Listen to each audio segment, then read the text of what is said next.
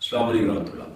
خامد یا بیوی کا اچانک سے رویے کا بدل جانا کیا یہ جادو کی علامت ہوتی ہے؟ اس حوالے سے بہت سارے معاملات بنتے ہیں گھروں میں کہ اچانک سے رویہ بدل گیا ہے۔ اب یہ کس چیز کی علامت ہے؟ کیا یہ جادو کی علامت ہے یا پھر کوئی اور مسئلہ ہے، اور اس کا حل کیا ہے؟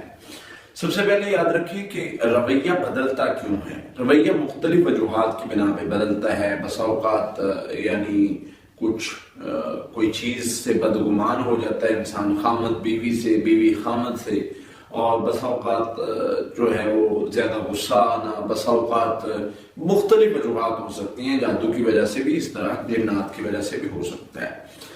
سب سے پہلے تو یاد رکھیے کہ خامد بیوی کو دور کرنا شیطان کا مین ٹارگٹ ہے۔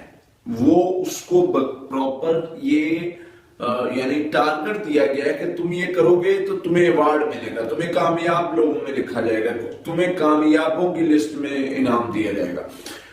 اب شیطان اپنی کوشش کرتا ہے، وہ کون سے حملے کرتا ہے جس سے خامد بیوی ایک دوسرے کو برا سمجھنے لگ جاتے ہیں اور ان کا رویہ بدل جاتا ہے اور سارے معاملات ہوتے ہیں۔ سب سے پہلے اس کا ایک جو حملہ کرنے کا طریقہ کار ہے وہ ایک دوسرے کے خلاف بدگمان کرنا، وسوسہ ڈالنا۔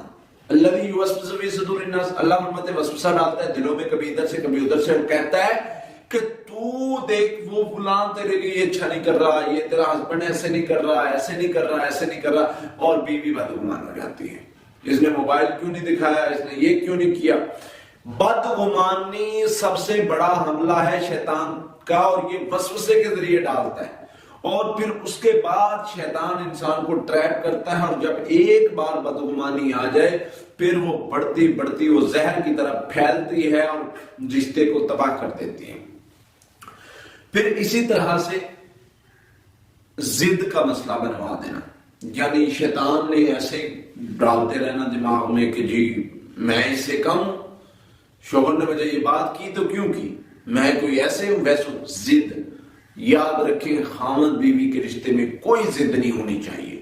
آپ اب جب تک اللہ نے قرآن میں کہا نا ایک ہے لباس، وہ آپ کا لباس ہے، آپ اس کا لباس ہے، آپ اس کا پڑھتا ہے، وہ آپ کا پڑھتا ہے، آپ دونوں میں کوئی چیز کا جب فرق نہیں نہ رہے گا، جب کوئی بات نہیں چھپے گی، جب کوئی چیز نہیں رہے گی، تو پھر کیا ہوگا، پھر یہ معاملات نہیں بنیں گے، پھر معاملات کچھ ڈائریکشن اور ہوگی۔ پھر اسی طرح سے جب ہم اس چیز سے بھی بچیں گے، اس چیز کے حملے سے بھی بچیں گے، تو پھر شیطان غصہ دلائے گا، غصہ دلاتا ہے۔ اب جو وسوسہ، جو جادو ہوتا ہے نا، وہ جادو ہاتھ پکڑ کے نہیں خامد بیوی کو دور کرتا، وہ فیلنگز پیدا کرتا ہے، ماحول بناتا ہے اس طرح کا۔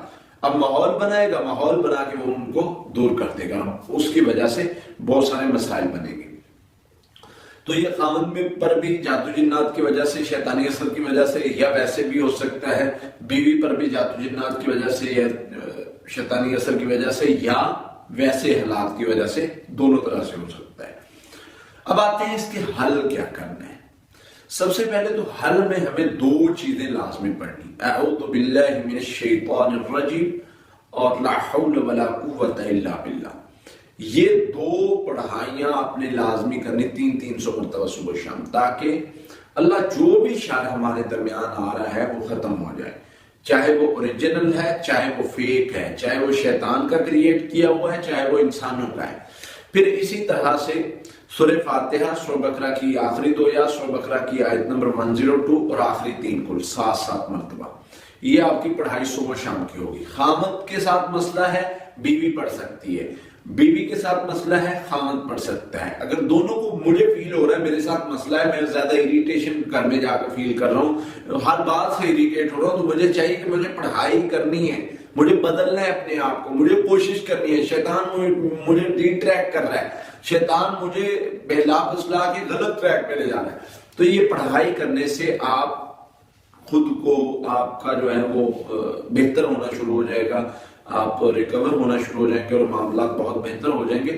تو اس کے لیے یہ عمل کریں، انشاءاللہ اللہ کی رحمت سے، اللہ کی فضل سے آپ کا رویہ بھی بہتر ہو جائے گا اور آپ کے پارٹنر کا رویہ بھی بہتر ہو جائے گا اور معاملات بھی بہتر ہو جائیں گے۔ اس کے علاوہ کثرت سے استغفار کرنا بہت ضروری ہے۔